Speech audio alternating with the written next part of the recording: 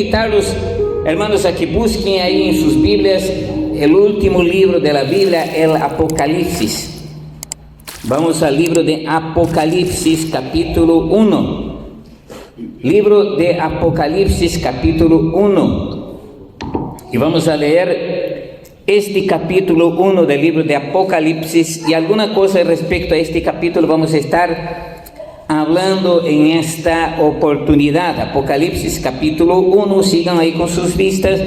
Voy a hacer la lectura de la palabra del Señor, que dice así: la revelación de Jesucristo que Dios le dio para manifestar a sus siervos las cosas que deben suceder pronto, y la declaró enviándola por medio de su ángel a su siervo Juan, que ha dado testimonio de la palabra de Dios y del testimonio de Jesucristo y de todas las cosas que ha visto. Bienaventurado el que lee y los que oyen las palabras de esta profecía y guardan las cosas en ella escritas, porque el tiempo está cerca.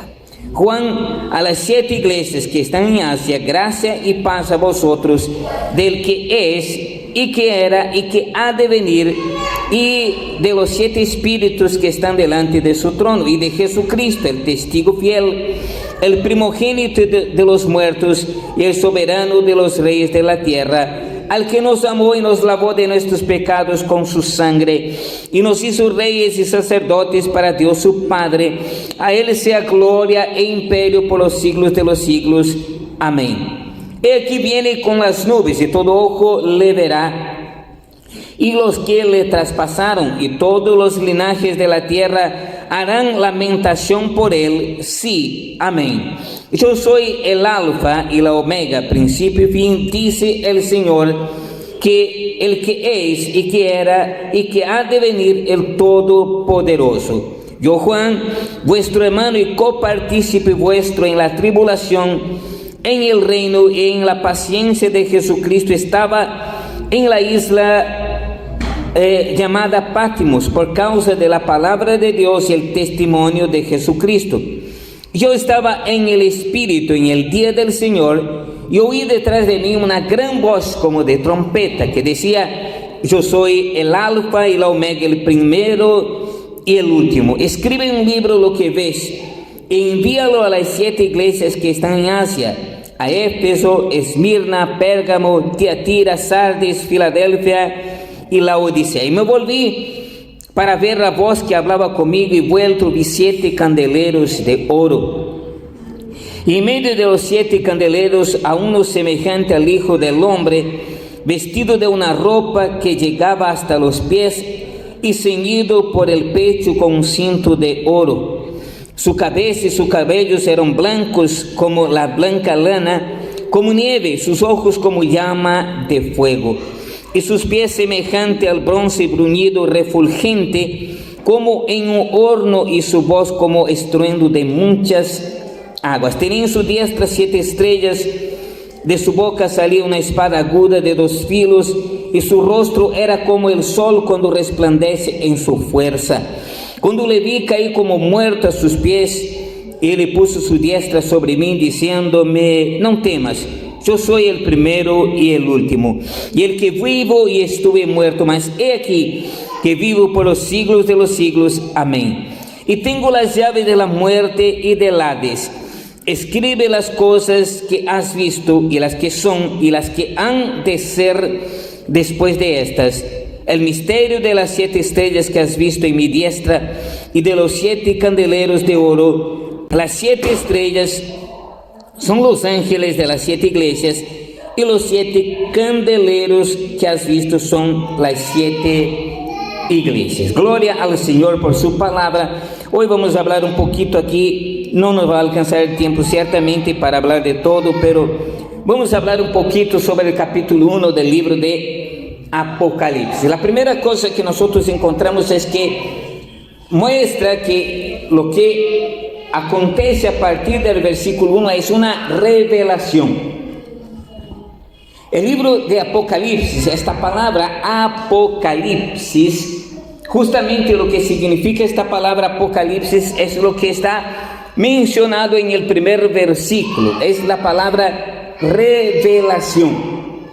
Apocalipsis significa revelación.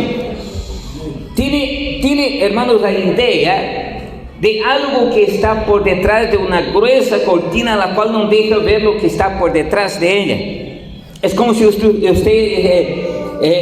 tuviera una cortina sobre una ventana y esa cortina fuera lo suficientemente gruesa para no dejar ver lo que está en el lado de afuera. Y que la única manera de poder ver lo que está del lado de afuera es abrir la cortina. Y el sentido de Apocalipsis más o menos es esto: abrir la cortina y dejar ver lo que está detrás de esta cortina. Por eso esta palabra Apocalipsis significa revelación. Es como abrir una cortina y dejar ver lo que estaba por detrás de esta cortina. Es como si hubiera un misterio a ser resuelto, algo que estaba por verse, por acontecer, pero que estaba todavía impedido de ser visto por causa de esta cortina que estaba impidiendo la vista de lo que estaba sucediendo afuera. Entonces, cuando el Señor muestra a Juan estas cosas, es como si él abriera esta cortina y permitiera ver lo que estaba aconteciendo en el lado de afuera. Y es por eso que en el Apocalipsis tenemos estas revelaciones de los acontecimientos futuros, como nosotros vamos a ver aquí más adelante. Dice las cosas que has visto, las cosas que son y las cosas que han de ser. Entonces hay tres tiempos aquí en el libro de Apocalipsis: las cosas que son, las que están aconteciendo, las que han de acontecer en un tiempo futuro todavía. Nosotros vamos a ver esto aquí más adelante. Dice la revelación de Jesucristo que Dios le dio para manifestar a sus siervos. Y note, hermanos, que esta revelación manifestada en Apocalipsis es las cosas que Dios revela a los que son suyos. Dios revela a su iglesia. Note que en el mundo no hay el conocimiento de esas verdades reveladas a través de las Escrituras o a través, en este caso específicamente, del libro de Apocalipsis. Pero aquí nos dice que el Señor revela a sus siervos. Entonces, nosotros como hijos de Dios, a través de su palabra, hermanos, podemos decir que tenemos ciertos privilegios, ciertos derechos. Solamente a los que son siervos, a los que sirven al Señor, es que Dios abre la cortina y revela lo que está por detrás de la cortina, los acontecimientos que estaban por acontecer en el futuro. Por eso nos dice aquí que la revelación de Jesucristo que Dios le dio para manifestar a sus siervos las cosas que deben suceder pronto.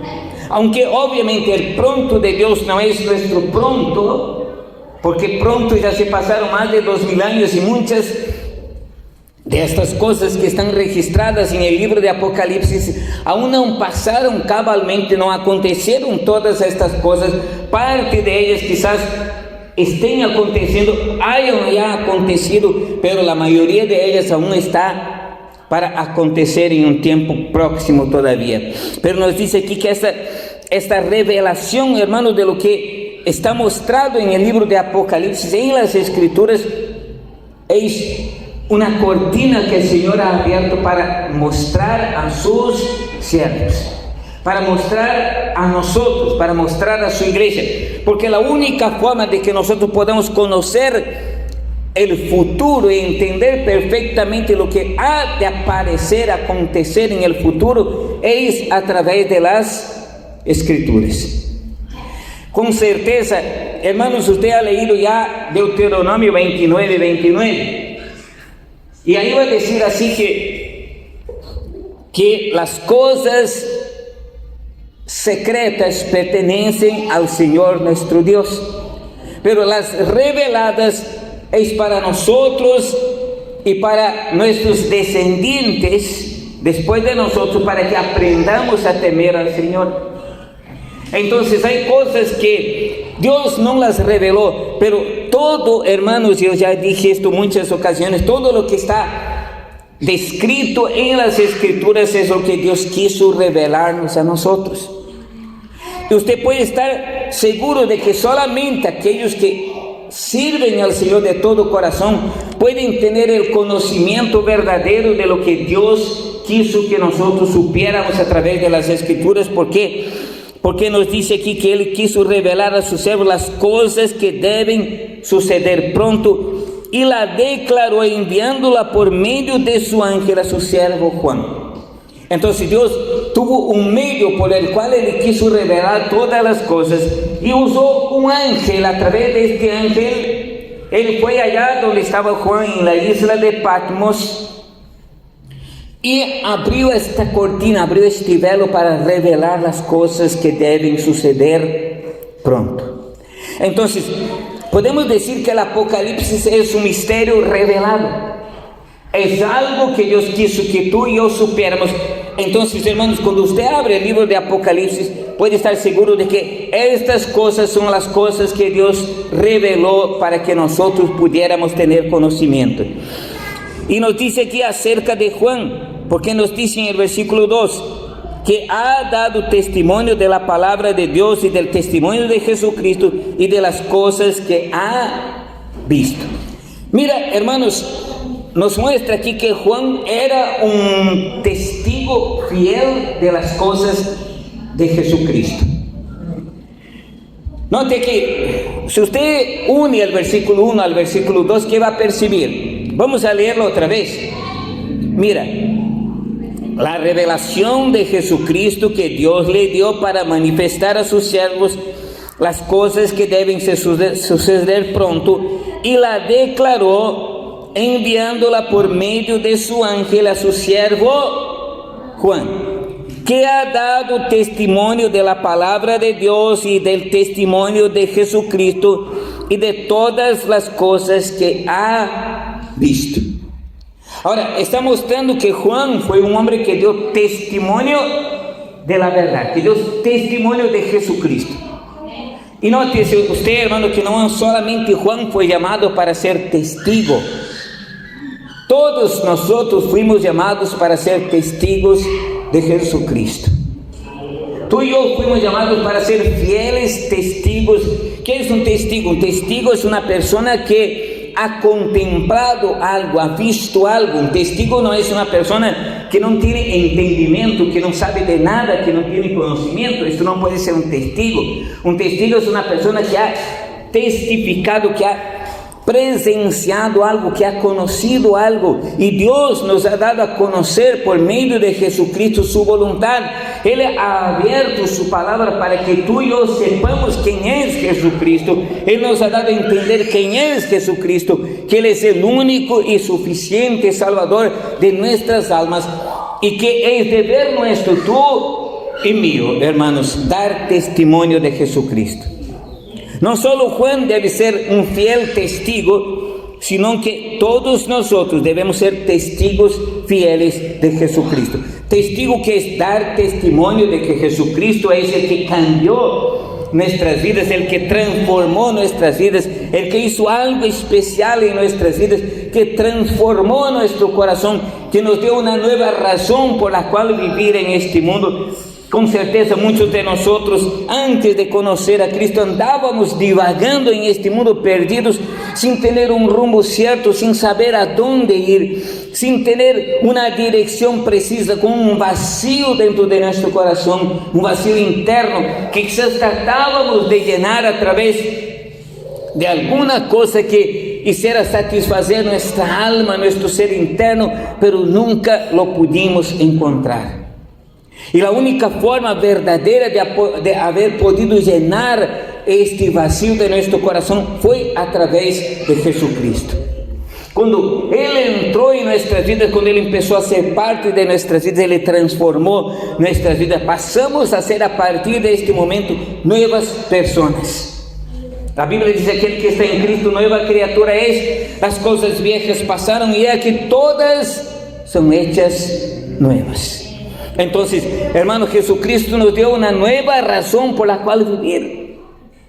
Tenemos una nueva vida en Cristo, y una vida que no es solo para disfrutar de los bienes de esta vida aquí, no es solo para tener satisfacción en esta vida aquí, sino que Él nos ha preparado un lugar. ¡Qué privilegio! es saber que nosotros tenemos una morada en los cielos con el Señor.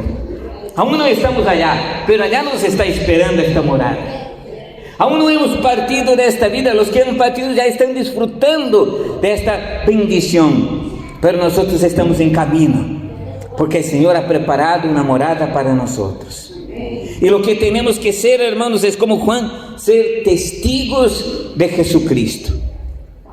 El versículo 3 nos muestra la importancia, hermanos, de meditar y de leer en la palabra del Señor. Lo importante que es que nosotros, ahora que esta escritura nos fue abierta, porque, hermano, con certeza, el conocimiento que tú y yo hoy, sea mucho, sea poco, pero el conocimiento que hoy nosotros tenemos de las escrituras, con certeza no lo teníamos antes que viniéramos a Cristo. Con certeza, quizás alguna vez, hemos tocado en la Biblia para hacer alguna cosa, alguna tarea, alguna cosa que nos pidieron, pero nunca hemos leído las escrituras con el corazón.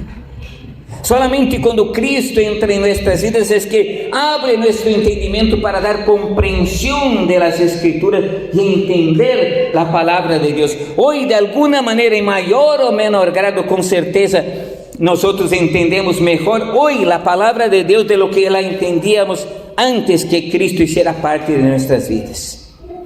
Pero ahora tenemos, hermanos, el deber de cada día nosotros tomarnos un tiempo para reflexionar, para meditar, para escudriñar, para estudiar, para leer la palabra de Dios, porque dice que bienaventurado el que lee y los que oyen las palabras de esta profecía y guardan las cosas en ella escritas. Y nos va a decir por qué es importante que tomemos esa decisión, porque el tiempo está cerca. Cada día, hermanos, que pasa, nos acercamos más y más, o al partir de nuestra vida de este mundo, no, porque cada día que pasa nos acercamos más al fin de nuestra propia vida, o nos estamos acercando cada día más al día en que Cristo venga para llevarnos de este mundo. Porque nos dice aquí, porque el tiempo está cerca. Y cuanto más veamos que se acerca aquel día del Señor, más debemos estar con nuestro corazón preparado para esperar aquel día. Por eso dice que es dichoso, es bienaventurado, es feliz la persona que lee y los que oyen las palabras de esta profecía y guardan. Porque no basta apenas leer con la mente, pero tenemos que leer también con el corazón. ¿No? Y poner nuestro corazón en lo que dice la palabra de Dios, meditar profundamente con nuestro corazón lo que nos dice la palabra de Dios. Por eso dice, bienaventurado el que lee y los que oyen las palabras de esta profecía, el que lee y los que oyen las palabras de esta profecía y guardan. Note que no basta apenas leer. No, por eso dice en algún otro pasaje, dice que no seamos apenas oidores olvidadizos, sino hacedores de la palabra. Y para poder hacer lo que dice la palabra de Dios, tenemos que tenerla guardada en nuestro corazón. Por eso el salmista, en el Salmo 119, allá le dijo algo así: en mi corazón he guardado tus dichos para no pecar contra ti. Si queremos, hermanos, vivir una vida mejor cada día, tenemos que escudriñar, leer, meditar la palabra de Dios, guardarla en nuestro corazón y platicar a otros de aquello que hemos aprendido también. Amén. Y nos va a decir en el versículo 4 que ahora Juan tiene un deber a hacer y que le corresponde escribir una carta a 7 iglesias que estaban en una determinada región.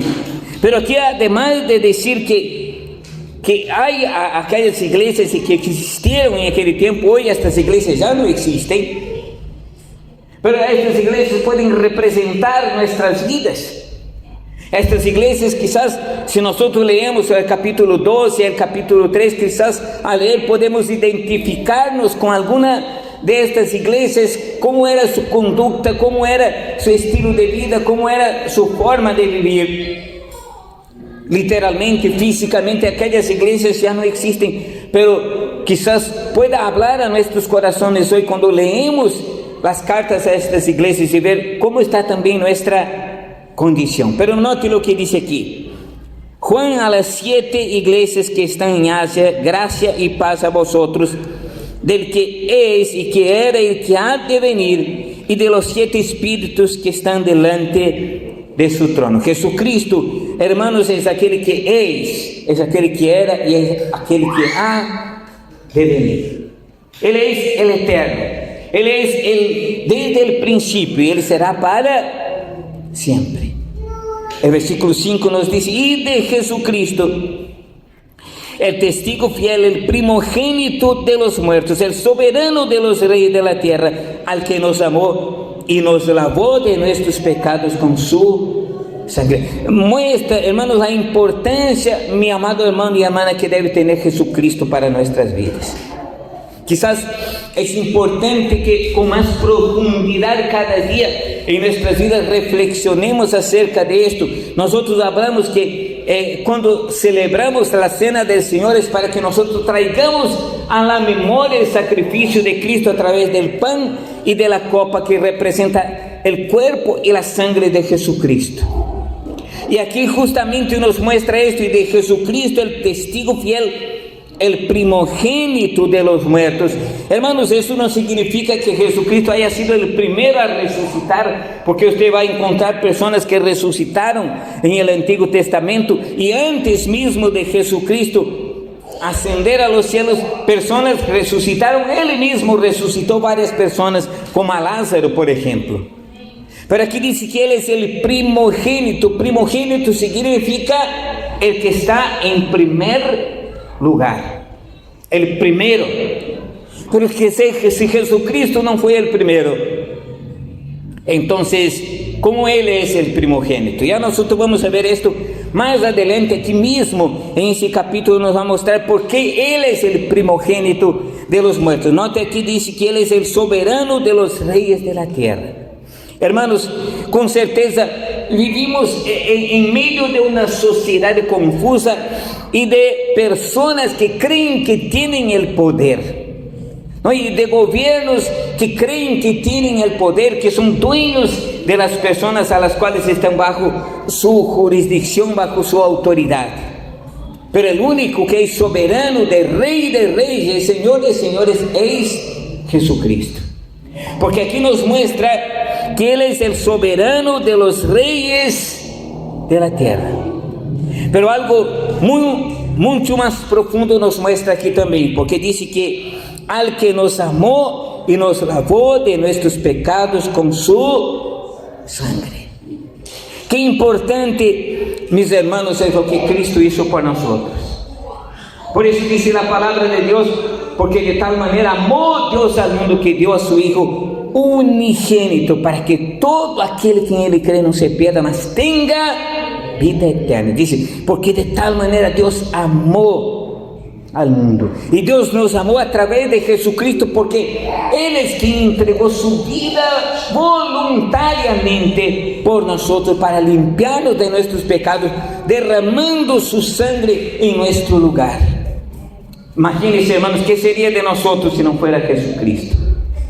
¿Cuál sería el fin de nuestras vidas si Él no nos hubiese amado y no hubiese tomado nuestro lugar e ido a la cruz y pagar el precio, haber derramado su sangre como un cordero inmaculado, como un cordero perfecto, para que tú y yo hoy, por medio de su sangre derramada, pudiéramos tener vida y vida eterna? Note aquí que dice: al que nos amó y nos lavó de nuestros pecados con su sangre.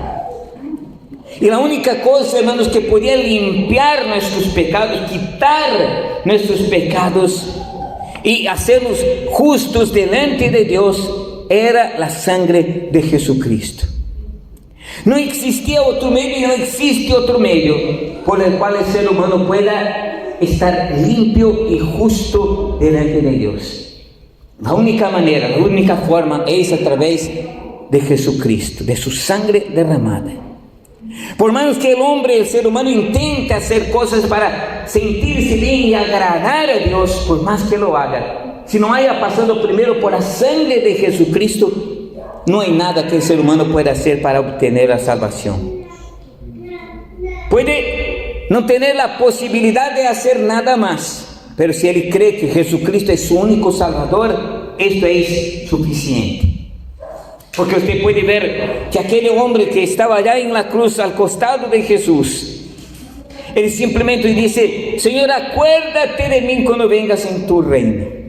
Y la respuesta del Señor a él fue: hoy mismo estarás conmigo en el paraíso. Él no hizo nada por merecer nada, simplemente creyó que Jesucristo era el Salvador. Y la sangre de Cristo limpió a aquel hombre para ofrecerle la vida eterna a su lado en el cielo. Por lo tanto, todo lo que nosotros podamos hacer intentando obtener resultados positivos para nuestras vidas, para adquirir un lugar junto al Señor, no es suficiente. Solamente creyendo fielmente en Jesucristo como Salvador. Y su sangre nos limpia de todo pecado.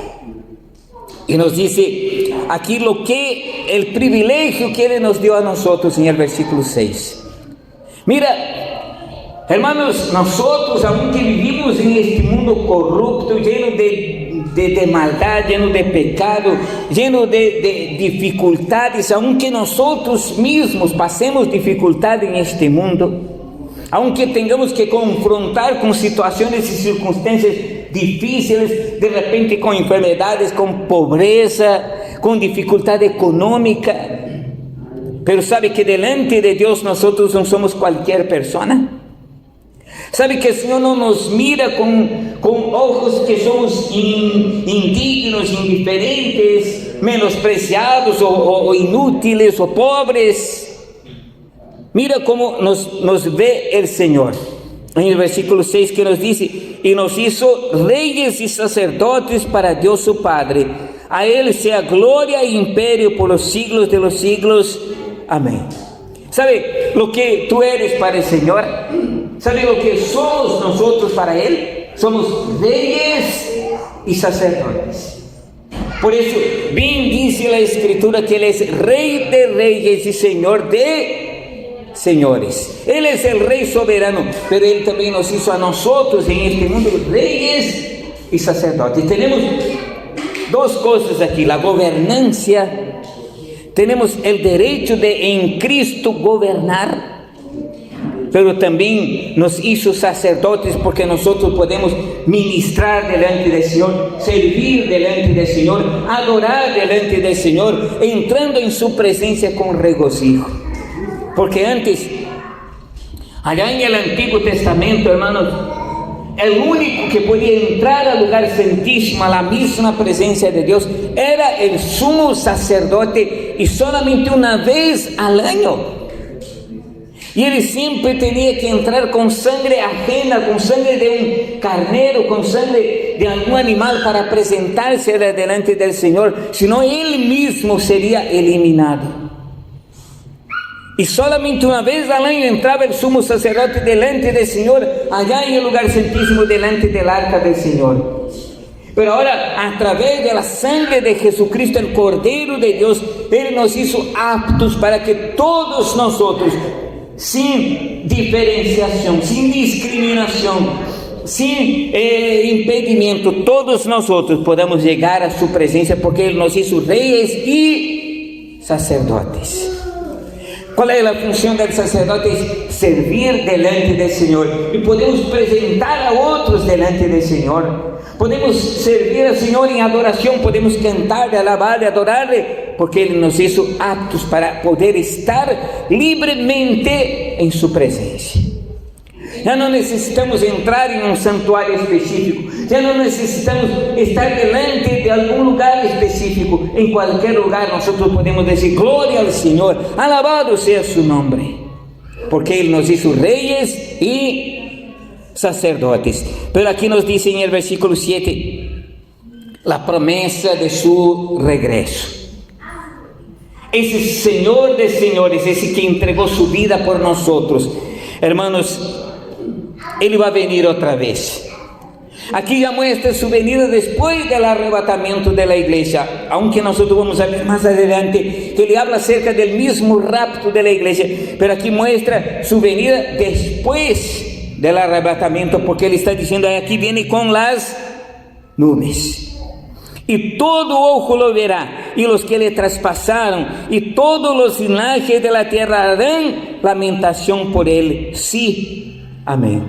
Qué triste, hermanos, será cuando Cristo regrese y tantas personas hayan menospreciado la palabra de Dios, y tantas personas hayan rechazado este regalo, porque el regalo que es algo que uno no está esperando y Dios nos concede. Y nos dice que aquí viene con las nubes y todo ojo lo verá, y los que le traspasaron. Es decir, todas aquellas personas que fueron indígenas, que rechazaron, que no quisieron acercarse al Señor, que menospreciaron la palabra de Dios. Quizás, lamentablemente, muchos de nuestros amigos, familiares, que rechazaron la gracia salvadora de Cristo. Y dice que en ese día, después que Cristo venga, ellos harán lamentación, se lamentarán, pero ya será demasiado tarde.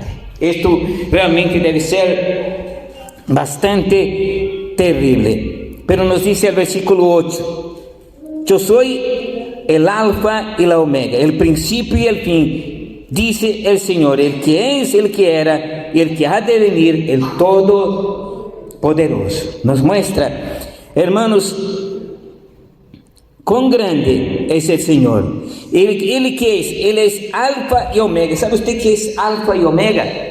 Alfa y omega, eso está en el idioma griego, porque el Nuevo Testamento fue originalmente allá, cuando fue escrito por los primeros apóstoles y después reproducido, reescrito, ¿no? Fue escrito en un idioma llamado idioma griego, ¿no? Y estas palabras aquí, estas alfa y omega, son letras del alfabeto griego. Alfa es la primera letra del alfabeto griego, lo que hoy corresponde a nuestra A, ¿no? Y la omega es la última letra del alfabeto griego, lo que corresponde a nuestra Z. Es como el Señor estuviera diciendo: yo soy la A y la Z. Y yo siempre pregunto eso a los hermanos: ¿qué letra viene antes de la A? ¿Cuál es la letra que viene antes de la A? No hay, ¿no? ¿Y qué letra viene después de la Z? No hay. Entonces, antes de Cristo no hay nada y después de Cristo no hay nada. Él es único, exclusivo, especial, más importante que todo. Él es más valioso que todo para nuestras vidas, hermanos. Y nos dice: yo soy el alfa y el omega, el principio y el fin, dice el Señor, el que es, el que era y el que ha de venir. Y nos garantiza una cosa, que ese Dios, ese Jesús que tú y yo servimos, es todopoderoso. No hay nada difícil para Él. Hermanos, quizás podamos estar pasando, como ya dije, esos momentos de crisis, de dificultad, pero nosotros tenemos a un Dios que todo lo puede, a un Dios que no hay dificultad que sea demasiado grande para Él resolver. Quizás a nosotros de repente nos falta la paciencia para saber esperar en Él, pero para Él todo lo es posible, porque Él es todopoderoso. Y con certeza nosotros podemos esperar y creer que Él tiene, hermanos, una salida para nuestras vidas. Él tiene una solución para nuestras vidas. Él sabe con certeza lo que es mejor para nosotros. Yo quiero dar un saltito aquí en el capítulo que estamos leyendo. Y vamos a ver aquí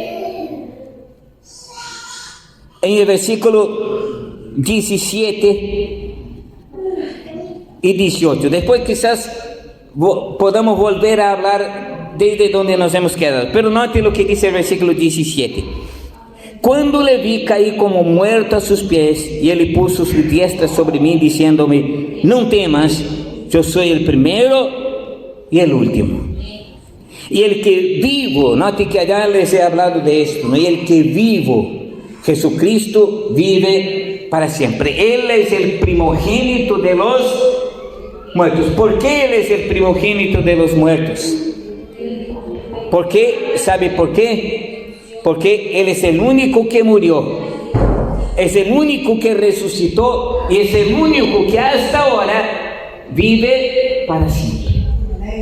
Porque todas las personas que antes de Él resucitaron, volvieron a morir. Pero Él no, Él vive para siempre. Y note lo que dice aquí: y el que vivo y estuve muerto, mas he aquí que vivo por los siglos de los siglos. Amén. Y en Él, hermanos, está la solución de la muerte y de la vida. Porque Él dice aquí: yo tengo las llaves de la muerte y del Hades. La muerte y la vida pertenecen al Señor. Por eso nosotros no debemos preocuparnos, porque Él tiene cuidado de todo. Nosotros en las manos de Él estamos seguros. Y que el Señor nos ayude, hermanos, a seguir adelante, confiando en Él, confiando en su gracia, confiando en su amor, confiando en su bondad, confiando en su misericordia. Sigamos adelante.